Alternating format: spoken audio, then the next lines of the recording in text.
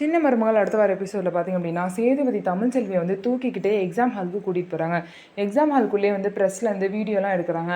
உடனே அங்கே ஒர்க் பண்ணுற ப்ரொஃபஸர் வந்து என்ன எதுக்காக எக்ஸாம் ஹாலோட கேமரா எடுத்துகிட்டு வரீங்க அப்படின்னு சொல்லிட்டு திட்டுறாங்க.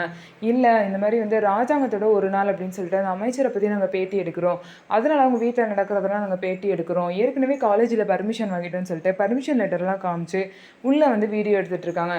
சேதுபதி வந்து பார்த்திங்க அப்படின்னா தமிழ்ச்செல்வி பக்கத்துலேயே எக்ஸாம் எழுதுகிற பக்கத்துலேயே உட்காந்துருக்காங்க. அப்பப்போ அவங்க காலில் வந்து எண்ணெயும் போட்டு விடுறாங்க. தமிழ்ச்செல்விக்கு பசிக்குதுன்னு சொல்கிறப்பெல்லாம் அவங்க சாப்பாடு ஊட்டி விடுறாங்க, தண்ணி கொடுக்குறாங்க. அதுக்கப்புறம் ரெஸ்ட் ரூம் வருதுன்னு சொன்னப்போ தமிழ்ச்செல்வியை தூக்கிட்டு போய் ரெஸ்ட் ரூமுக்கு விடுறாங்க.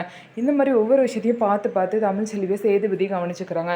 இது எல்லாத்தையும் பார்த்திங்க அப்படின்னா ப்ரெஸ்லேருந்து வீடியோவாக எடுக்கிறாங்க. இதனால் பார்த்திங்க அப்படின்னா ராஜாங்கம் வெளியே வந்து எல்லாத்துக்கிட்டையும் பொய்யா நடித்தாலுமே உண்மையாகவே தன்னோட மருமகளுக்கு இதான் பண்ணி ஆக வேண்டும் அப்படிங்கிற நிலைமையில தான் ராஜாங்கமும் அதுக்கப்புறம் சேதுபதியும் இருக்காங்க. இதே மாதிரி அவங்க கூடிய சீக்கிரம் சேர்ந்து வாழ தான் போகிறாங்க. நம்ம வீடியோ உங்களுக்கு பிடிச்சிருந்தா நம்ம வீடியோவை லைக் பண்ணிக்கோங்க. மறக்காமல் நம்மளோட சேனலை சப்ஸ்கிரைப் பண்ணிவிட்டு பாருங்கள்.